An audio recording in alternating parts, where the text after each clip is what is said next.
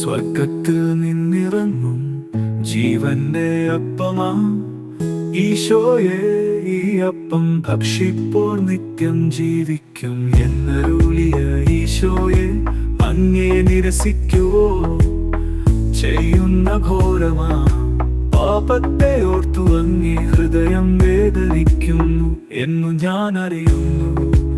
അങ്ങയെ ഒരിക്കലും വേദനിപ്പിക്കാൻ എന്നെ അനുവദിക്കരുതേ നാഥാ. ആമേൻ.